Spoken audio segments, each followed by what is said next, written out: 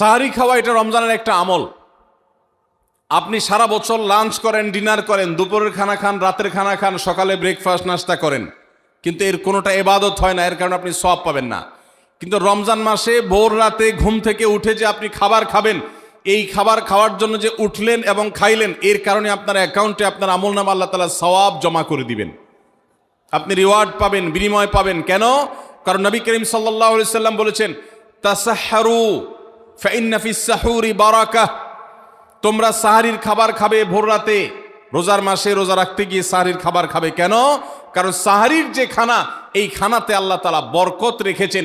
এই খানা খাইলে তার জন্য আমাদের স্পিরিচুয়াল, আধ্যাত্মিক বিভিন্ন রকমের উপকারিতা আল্লাহ তাআলা এর মধ্যে নিহিত রেখেছেন। এর মধ্যে খাদ্য শক্তি আছে, আমাদের এনার্জি হবে শরীরে, রোজা রাখতে সহজ হবে।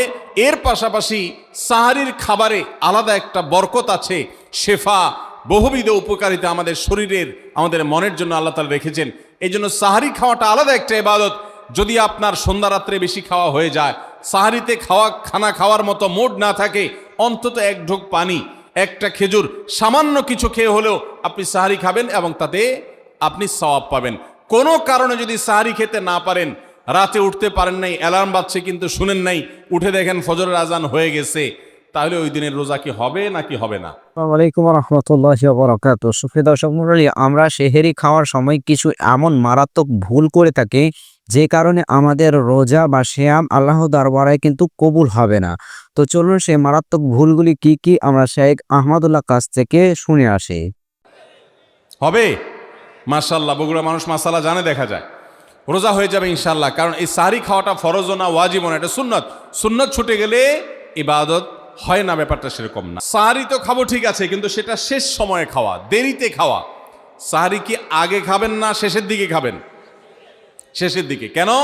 কারণ নবী করিম সাল্লাল্লাহু আলাইহি সাল্লাম বলেছেন, লা ইয়াজালুন নাসু বিখাইরিন মা আজ্জালুল ফুতুর ওয়া আখারুস সাহুর। এই উম্মত, মুসলিম জাতি ততদিন পর্যন্ত কল্যাণের উপর প্রতিষ্ঠিত থাকবে, তারা কল্যাণকে স্পর্শ করতে পারবে যতদিন পর্যন্ত তারা সাহারি তাড়াতাড়ি খাবে না দেরিতে খাবে? দেরিতে খাবে। আর ইফতার তাড়াতাড়ি করবে। তাহলে সাহারি দেরিতে খাওয়া হলো সুন্নত। আমাদের দেশে গ্রামে অনেক মুরব্বীরা এখনো আছেন, রাত 12টা, 1টা, 2টা বাজে সাহারি খেয়ে শুয়ে থাকেন। তারা চিন্তা করেন পরে খাইতে গেলে আবার বর্ডার ক্রস হয়ে যায় কিনা, সীমা লঙ্ঘন হয়ে যায় কিনা, রিস্ক নেওয়ার দরকার কি, এই জন্য 12টার সময় খেয়ে রাখি।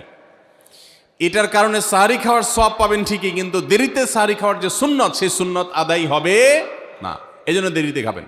দেরিতে খাওয়ার মানে আবার এরকম দেরি না যে আপনি আর মুয়াজ্জিন সাহেব দুজন কম্পিটিশন করছেন, আপনার হাতে খাবারের প্লেট আর মুয়াজ্জিনের হাতে মাইক, আপনি আগে শেষ করেন আর মুয়াজ্জিন আগে আজান দিবে, কম্পিটিশন চলছে। এত দেরি করে একেবারে লাস্ট মিনিট পর্যন্ত খাওয়া সুন্নত নয়।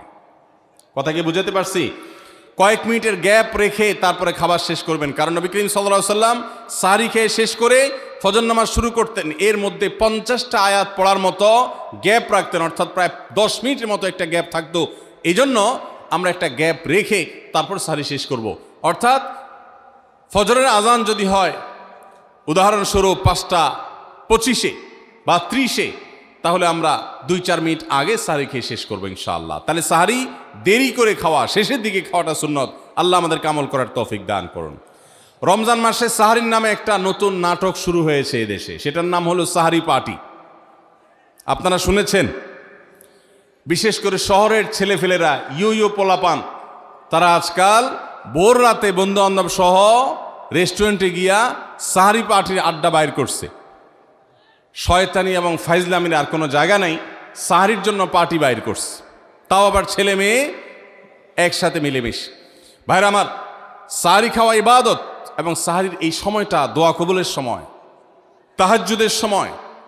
আল্লাহ তাআলা দুনিয়ার আকাশ থেকে ডেকে ডেকে বান্দাকে ক্ষমা করেন। এই সময়টাতে আড্ডাবাজি করা, এটা হতভাগা ছাড়া আর কারোর কোনো কাজ হতে পারে না। তাহলে রমজান মাসের রোজা রাখা এটা শুধু ফরজ না, মৌলিক ফরজ। নবী করিম সাল্লাল্লাহু আলাইহি সাল্লাম বলেছেন, যদি কেউ জীবনে একটি রোজাও শরিয়া গ্রাহ্য ওজর ছাড়া কেউ যদি ভঙ্গ করে, রোজা না রাখে, রমজানের পরে যদি সে সারা জীবনও রোজা রাখে, দায়মুক্ত হয়তো হয়ে যাবে, সে কাজা আদায় করেছে, কাফারা আদায় করেছে, দায়মুক্ত হয়তো হয়ে যাবে, কিন্তু রমজানের একটা রোজা রেখে আল্লাহর কাছে যে পরিমাণ মর্যাদার অধিকারী হওয়ার কথা, সারা জীবন রোজা রেখেও রমজানের ওই একটা রোজার ক্ষতিপূরণ করা সম্ভব নয়। এই জন্য সবাই রমজান মাসে ফরজ রোজা রাখবো তো ইনশাআল্লাহ।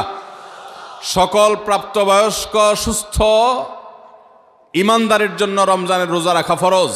ভাইরা আমার, পৃথিবীতে আজ অনেক বিজ্ঞানী রোজা বা ফাস্টিং এর উপরে গবেষণা করে অনেক বড় বড় পদক, অনেক বড় বড় পুরস্কার জিতেছে। এখন ডাক্তাররাও আমাদেরকে বলে যে একটা সময় আমরা যেন ফাস্টিং করি, একটা